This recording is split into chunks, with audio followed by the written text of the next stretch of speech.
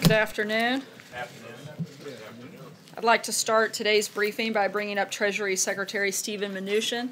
The IRS is releasing new withholding tables, which is great news for American workers who are going to be keeping more of their hard-earned money as a result of the new tax cut law. And the Secretary will get into those details on that and then answer a few of your questions on that topic. Then, as always, I'll be back up here to take questions on other news of the day. That, Mr. Secretary? Thank you very much, and it's a pleasure to be here. Let me first just comment and say I am pleased that I will be leading the economic delegation for the President in Davos. We'll have a very good, large group of cabinet members traveling with us, and Sarah will give more information on that later. I'd like to talk about the withholding tables. So today, the Treasury Department and IRS released new withholding guidance that will implement the Tax Cut and Jobs Act. This new guidance will mean that workers and their families will receive larger paychecks starting in February. This has been a massive project that we've been working on, beginning to implement the tax plan. There's a lot of work left to be done, but we're estimating that 90% of the workers are going to see an increase in take-home pay because of the Tax Cuts Act.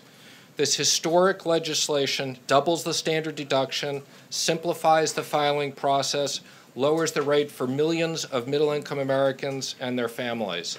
I want to acknowledge the Treasury's Office of Tax Policy and the IRS, who worked round the clock to meet our important objective to work with the existing forms and the existing systems. We want to minimize the burden on both employers and hardworking taxpayers in getting this implemented in February. This is just the first step in a three-step process. Next, the IRS will be releasing a new withholding calculator that will be available on irs.gov by the end of February. This will help provide individuals with certainty so that they are neither over-withheld or under-withheld and can plan their financial decisions. We have reviewed this very carefully, and based upon last year's withholding tables, approximately 76% of taxpayers were withheld so that they had refunds at the end of the year. We expect, based upon the new tables, there will be no material change in this number. We will encourage taxpayers to use the calculator when it is released, and we'll launch a marketing effort to make sure people understand that.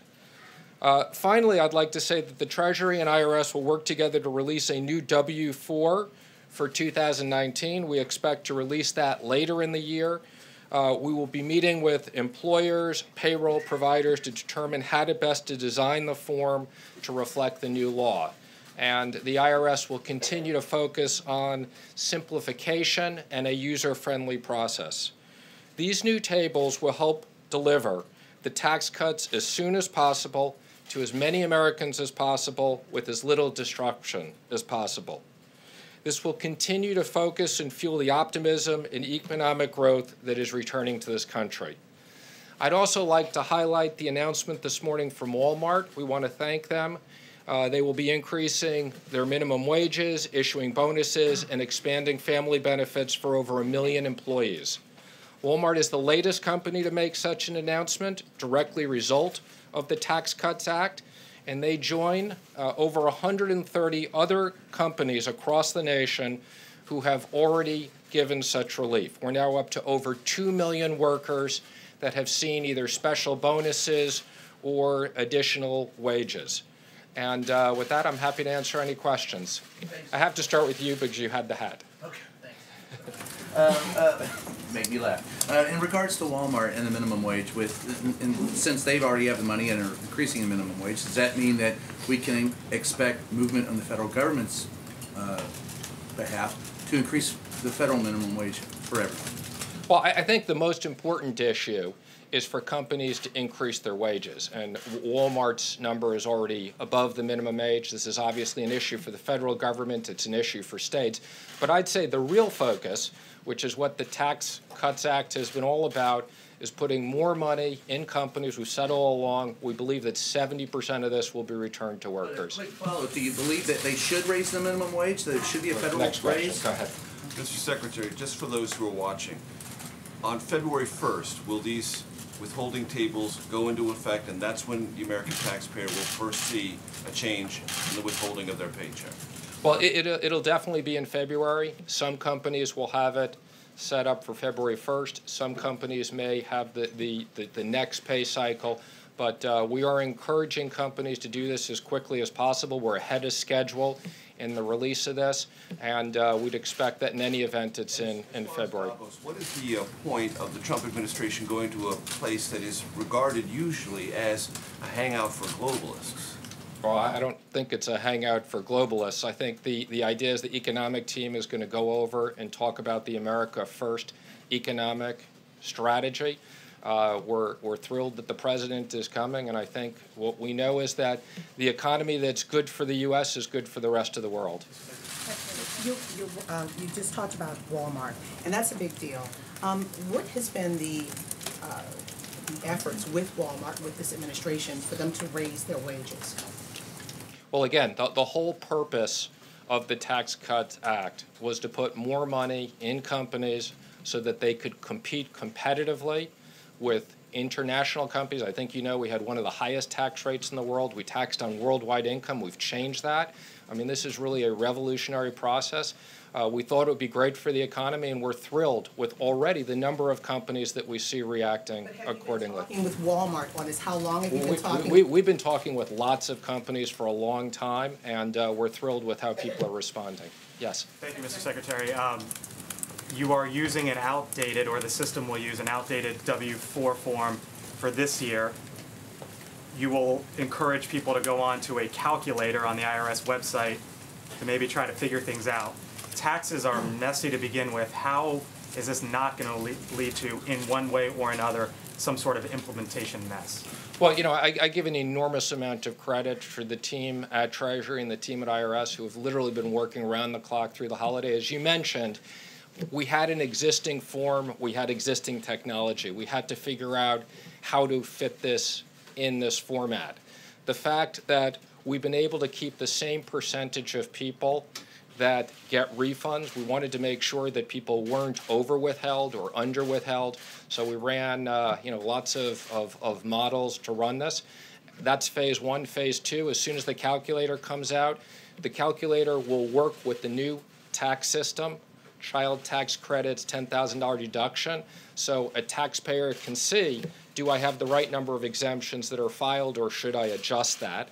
And then, as I said, we're going to work on a super user-friendly form that fits the new tax system. We're going to try to do that. I want to make sure we get a lot of feedback as we design that and update this. I guess when people hear a three-step implementation process of a massive tax system, in no way this was rushed to try to get this out there for paychecks in February? Absolutely not. I mean, we update the withholding tables every year.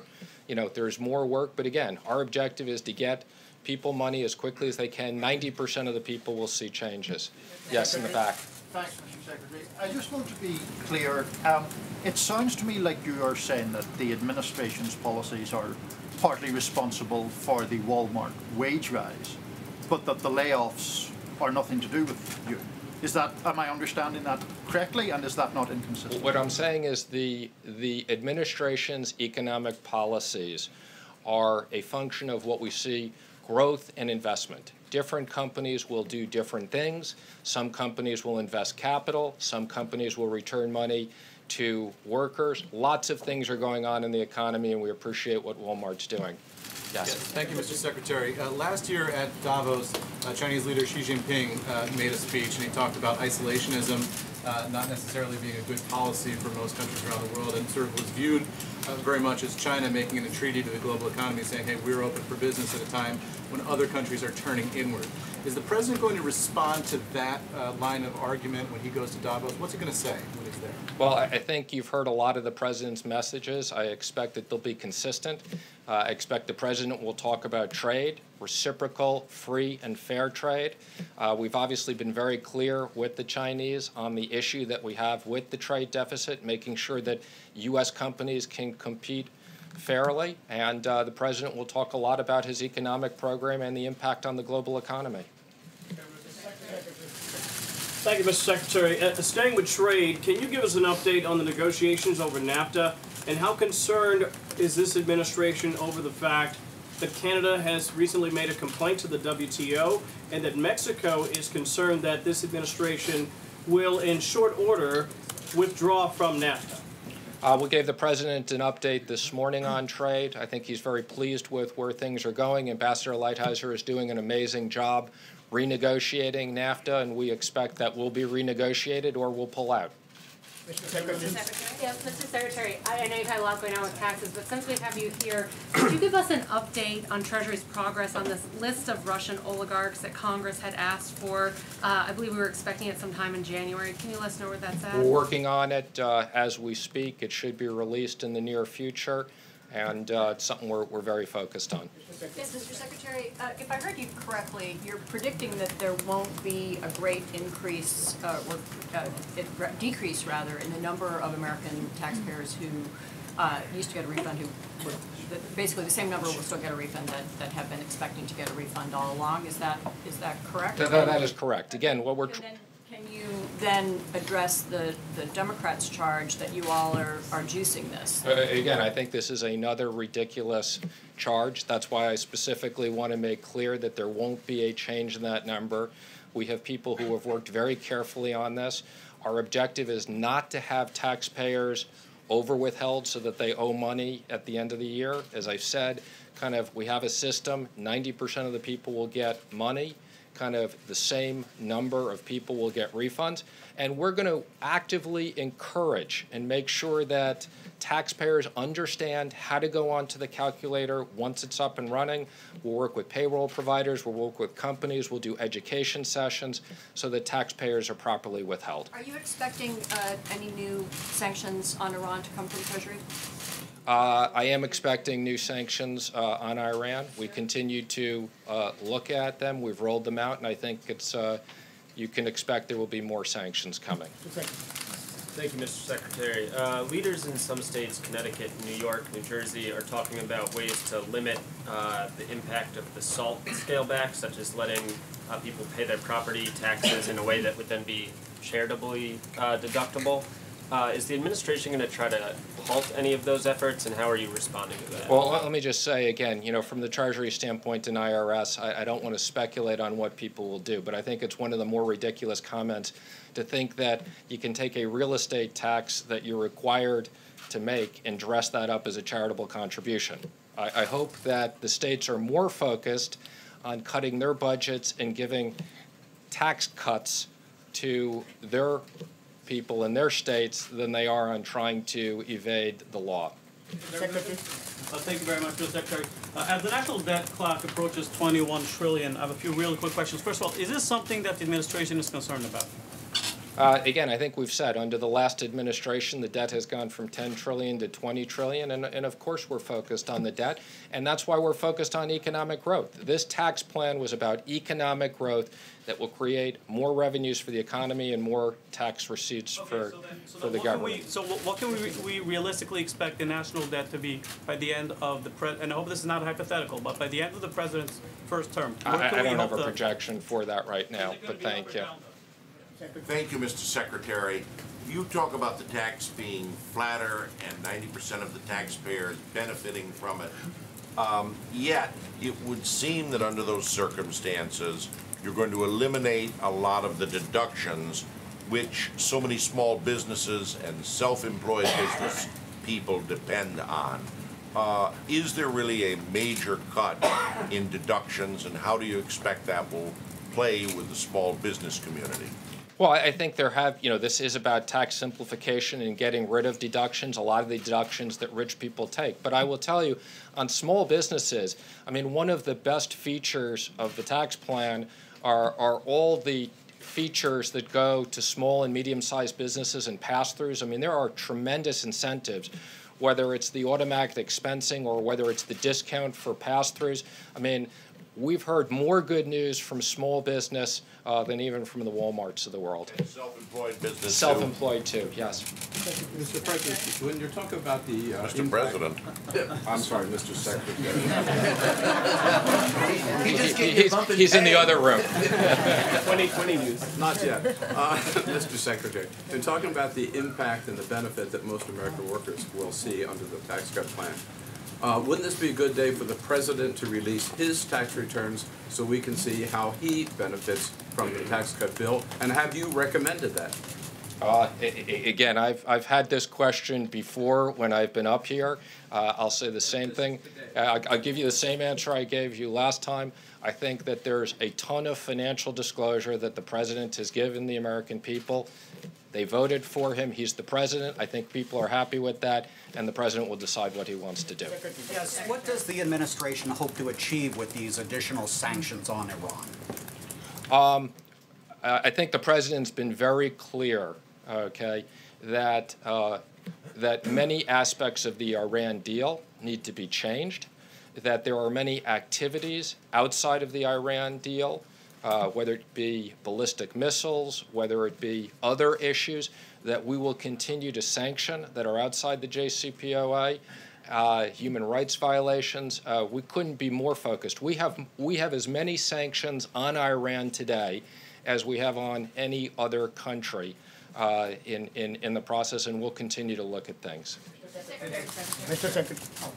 Thank you, Mr. Secretary. Just two quick follow-ups to a couple of questions that have been asked. On Ann's question related to the Democratic charge about the issues that could come up next year, are you at all, just yes or no, is there any consideration given to the midterms when you guys ensure that the implementation of this would happen in February and not, for example, later to give you more time to sort all this out? Again, let me just explain. The IRS issues tables every January. We knew we were changing the tax bill, so it obviously made sense to wait from January to February so that we gave people time to institute this. Any claims that we're doing this for political issues are ridiculous, okay?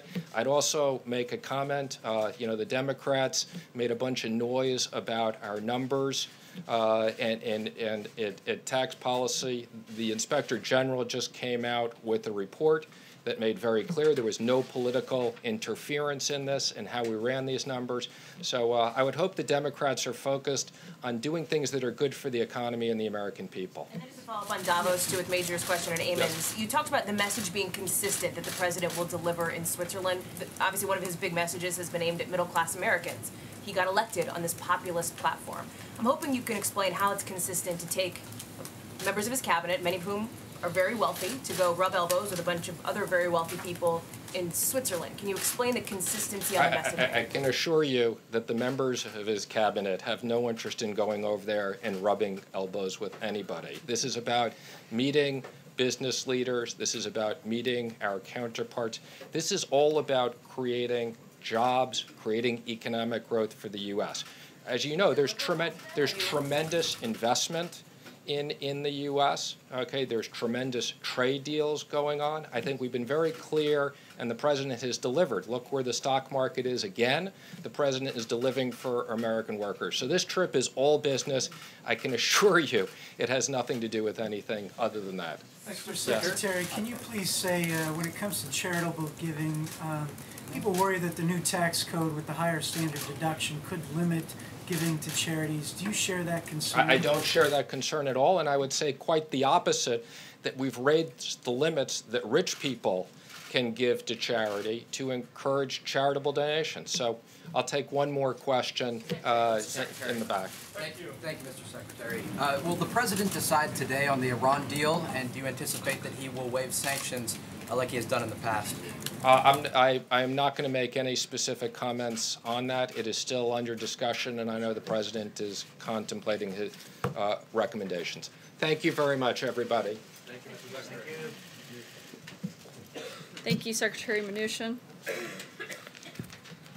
Just a quick addition, because I know all of you are wondering about that Walmart announcement. It is based in Arkansas, so just in case anybody clear that up because I knew you guys were going to ask.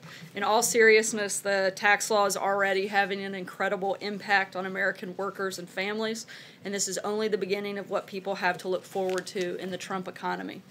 8 days from now, funding for essential government operations will run out. Unfortunately, Democrats are continuing to refuse to fund our troops and other important national security priorities that keep our people safe. Some Democrats are beginning to realize how irresponsible this is. Just yesterday, Senator Whitehouse said that funding the government should not be tied to immigration, that they should be separate issues. Threatening a government shutdown like that would be, in his words, counterproductive. What's interesting about this is that it's the position most Democrats, including Senate Minority Leader Chuck Schumer, held right up until the moment Donald Trump became president. Democrats should stop making our brave troops and essential government functions political pawns in their swamp games. They should stop their obstruction and work with Republicans to fund the government. Looking ahead to tomorrow, the President will receive his annual physical at Walter Reed. Dr. Ronnie Jackson, the President's physician, will conduct the exam, and Dr. Jackson has been a physician to the President for 3 consecutive administrations. He will release a statement tomorrow after the exam, and then will join me here in the briefing room next Tuesday to give a detailed readout and answer a few questions. And with that update, I will take your questions. Jonathan. Thank you, Sarah. Can you walk us through the events in the building this morning that informed the President's tweets about the FISA reauthorization vote on the House today? They seem to be took different positions at different times. And as a follow-up to that, what do you say to the idea that having these seemingly in conflict stances undermines the administration's ability to get an agenda done? We don't think that there was a conflict at all. The President fully supports the 702 and was happy to see that it passed the House today, but he does have some overall concern with the FISA program more generally. The President doesn't feel that we should have to choose between protecting American citizens and protecting their civil liberties. He wants to do both, and that's exactly what he's going to do. We don't see any contradiction or confusion in that. Roberta? A quick question about Dr. Jackson's statement. It'll come tomorrow after the yeah, it'd be exam kind of on tricky paper? if it came before. No, but it'll come tomorrow though, right? Yeah, he'll put out a brief statement, but we'll take the weekend to compile the rest of the results, lab results, things like that, and he'll join me here on Tuesday to give a detailed readout of the President's exam and then answer a few questions from you guys. It's in Walmart, if I might, just because it's in Arkansas. Great steak. Everybody should go. At the same time as it announced the raises, it also announced that 260 Sam's Club stores are going to close without much notice. And I'm wondering if you have any comment on that aspect of what's happened today with the company. I don't have any comment on that specific component. We are, again, very excited about the raises and the overall influx of investment that they're putting into their company and helping over 1 million workers here in the country. Walmart is the largest employer in the country, and to see them do and make that kind of effort to over 1 million workers is a big deal, something we're excited about, and I think further evidence that the tax reform and tax cut packages are having the impact that we had hoped. John? Sarah, if there was no contradiction between the President's tweet this morning and official White House policy, can you tell us why his first tweet sparked off a flurry of activity and phone calls between the White House and Capitol Hill? I think there's a flurry of activity at the White House every day. And the White House and White House staff leading one government official to say we did more work before 8 o'clock this morning than most people do in a week. That government official probably doesn't work at the White House because we usually do more work by 8 o'clock in the morning, as most of you know, because you start calling us usually around 5 a.m. And we try to respond to emails and phone calls about 24 hours a day from you guys. I'm not sure about the flurry of activity. Again, to us, that's a pretty normal day, and we're always engaged with members on the Hill, members of our staff, so that seems pretty standard practice. Major? 2 questions. One, Senator Flake has left some on Capitol Hill with the impression that there is a deal on immigration and DACA. Is there one, and does the White House believe it's one it will support? There has not been a deal reached yet. However, we still think we can get there, and we're very focused on trying to make sure that that happens. The president's been clear about what his priorities are in that process, and we're going to continue working with members of the House and the Senate, Republicans and Democrats, to make sure that we try to get that deal done. Related to that, is the White House familiar with what the contours of Senator Flake is talking about, and would it regard it as progress? I can't speak to the specifics of Senator Flake. I can tell you that a deal has not been reached, and we've outlined what a deal would need to look like on our end for it to happen. Can you explain from the administration's point of view the value of demonstration projects in the 10 states that have asked for it for those who are able-bodied who receive Medicaid? Because there are critics who say even as a demonstration project, it would fundamentally change Medicaid's orientation to those who receive it because they qualify, and that's historically been the method. If you qualify, you receive. Are you referencing the CMS, the new policy? Yeah. Yeah, they're announcing that to support states in efforts to strengthen the Medicaid program and getting Americans engaged in getting back to work. The policy will allow states to design programs that help beneficiaries improve health and well-being. At the same time, the policy protects the most vulnerable, including those determined to be medically frail or suffering from a substance use disorder. That's what the focus of that program is on. Cecilia. Thanks, Sarah. Back to FISA, if I can. Many people are interpreting that first tweet from the president to mean he didn't actually know how FISA works, and for that matter, that he wasn't familiar with his own administration's policy. That's already. Does he know FISA? Was he familiar with the policy? He does, which is why he issued a presidential memo last week expressing concerns and asking for a review of it, which is also why D&I put out a new policy this morning.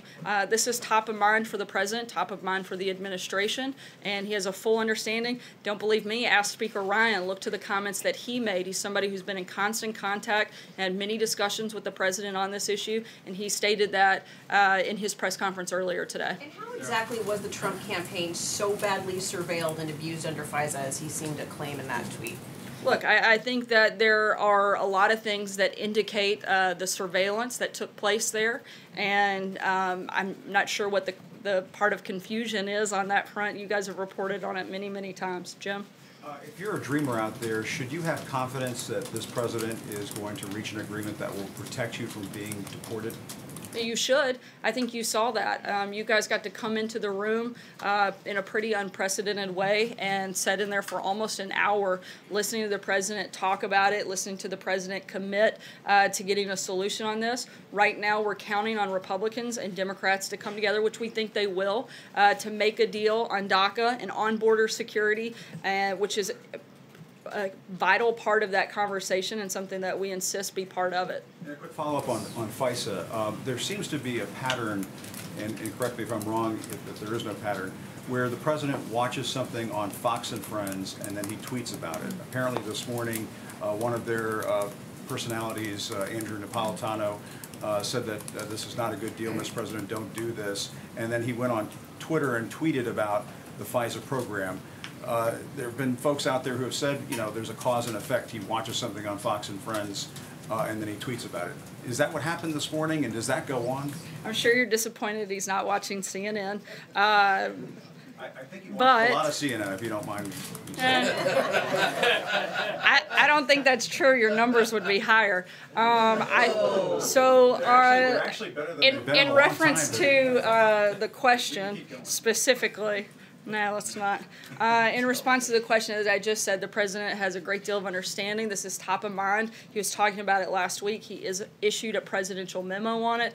So it's not something that just happened this morning. This has been an ongoing discussion and something of great importance. The president doesn't believe that Americans' rights or liberties should be abused, but he certainly believes that Americans should be protected. And he wants to make sure we do both of those things, and that's why he supports the 702, but has concern with FISA more generally. Matthew? Thanks, Sarah. Sticking on the FISA topic. Well, at least we're consistent. Yeah, if you didn't see confusion and contradiction between that first tweet and the White House past stated policy, then why 2 hours later issue that second tweet that seemed to clarify the position? We weren't confused, but some of you guys were. We wanted to make sure you knew the White House position. People on the Hill or people in these offices? I got several questions from people in the room. As I'm sure all of you know, because most of you were the ones sending them, President's been clear about what his position is. We've issued several statements on this, put out one last night that had to do with this.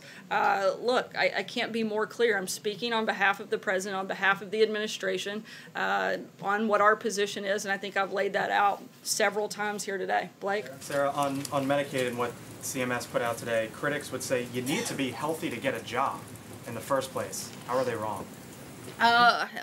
Look, certainly we want the American workforce to be healthy, and we're focused on helping improve health care across the board, but we also want people to have jobs. We're working on both of those things simultaneously. I don't see how that conflates with one another. Taking advantage of the system? Is that what? I'm sorry? Do you think people are just flatly taking advantage of the system? I think there are certainly cases where that happens. We don't think that's the overwhelming majority, but there's certainly that's an issue and something we want to be sure to address. Sarah, back in the summer, the president said 100% he would talk with Special Counsel Mueller. Yesterday, he said we'll see what happens. He seemed to raise questions about whether there would be an interview. What's changed between the summer and now, and the president's thinking about speaking with Robert Mueller? Nothing's changed. We're going to continue to be fully cooperative with the Special Counsel as we have been. However, the president and his personal attorneys are going to discuss this matter with the Office of the Special Counsel, not reporters, and that's going to be the process that we follow. Dave? Those discussions are still going on? We're still cooperating fully with the Special Counsel, yes. Dave, go ahead. Back on the tax cuts, you mentioned that the Walmart bonuses are having the impact that you had hoped. As you know, Republicans alone in Congress passed the tax cuts. Democrats didn't vote for it at all. Why do you We think that's sad. We wish they had. How do you explain then that almost twice as many Republican incumbents are quitting Congress this year as opposed to Democrats? Look, it's a midterm election, but we fully anticipate moving forward with strong House and Senate Republicans. Whether it's this year or next year, we're still focused on getting things done for the American people. And I really can't weigh in too much on specifics of the election or the midterms, but we feel really comfortable with where we are, and certainly with the record of success that we've had in 2017 to be able to run on that in 2018. Stephen? Sarah, I am still confused about the timing of the tweet this morning, because it was 7:30 this morning, and the President referenced the fact that the House was going to vote today on this controversial FISA bill. He said that, he intimated that under FISA, his campaign was abused. Why would he do that this morning? The morning of the House vote on a program that he so cares about and wants. As I said, it was top of mind. DNI also put out a new policy on FISA this morning. This is something that's been ongoing, a regular topic of discussion, and the president wanted to put something out. There's not much more than that. Sarah, I'm not sure I got a clear answer from the Treasury Secretary to my question about what this administration hopes to achieve with additional sanctions on Iran. So I want to give you a crack at that. I'll wait until additional sanctions are made before I weigh in on what that would look like, but as the Treasury Secretary said, we anticipate that that's likely to happen, and we'll keep you posted as it does and what that process will look like. Michael? Yeah, we haven't made a final decision on JCPOA. New ones would be outside of that. Obviously, yeah. Back to immigration real quick. Yesterday, I guess, a group of House Republicans put out an immigration plan that would deal with DACA, but would also do a whole lot of things that weren't kind of under the umbrella of the four things that you guys outlined in the meeting yesterday. Was that helpful? Was that not helpful to getting to a deal ultimately? Does the president wish that they take that off the table so that you can focus on what might be happening with Senator Flake or others in the Senate? How does no, we think it's a great starting point. We think it's a great place. Even though it went beyond what the parameters that the president very specifically, and then you later after he laid out the things he felt had to be included, not just what could be included. Certainly, we think that this is a good starting point, part of the negotiation process. If we could get everything done, we think that's much better than just getting part of it done. But we're okay with getting a deal done as long as it falls into the parameters that the president laid out. But he understands, right, that adding the extra things are what makes what has the potential to make this more difficult, because various constituencies think of those things as poison pills that are actually going to I think that's why it's called a negotiation. Everybody puts everything on the table they want. You figure out what you're not willing to give up, which we've laid out, and you try to come out with everybody winning, which that's what we're hoping to do, both Republicans, Democrats, the House and the Senate. We've laid out those non-negotiables for us, and we're going to move forward in that process and hope to get there. By the next week or so, or do I'm not going to put a time frame on it, but we certainly hope to get it done. I think the priority is making sure that we get it done and we get it done right. April? Sarah, Secretary Mnuchin said that this White House has been working with businesses as it relates for a while, as it relates to his tax plan. And when it comes to Walmart, had this White House been talking with Walmart about a safety net for the employees that were going to lose their jobs today? Because I'm looking at a sign right now from Sam's Club that says this club will be closed on January 11th, 2018. That's today, the day that Secretary Mnuchin talks about how wonderful there will be increases in pay for Walmart workers. I'm not aware about a conversation about a specific safety net. I can tell you that we're excited about the fact that they've raised minimum wage. They have increased opportunities when it comes to paid family leave, and that they are increasing salaries to over 1 million American workers. We think that's a positive. In terms of specifics on a safety net and conversations around that, I couldn't speak to that. With welfare reform, is there a status report? Because I understand that Ryan and McConnell are not together on issues of welfare reform as it relates to education. Where does the President stand on this back and forth? We're having conversations about that. We think it's important policy to look at, but right now our focus primarily is on the budget, and secondary is getting a deal done in regards to immigration on DACA and border security, and most likely moving on to infrastructure from there. John? Yeah, thank you, Sarah. Two brief questions.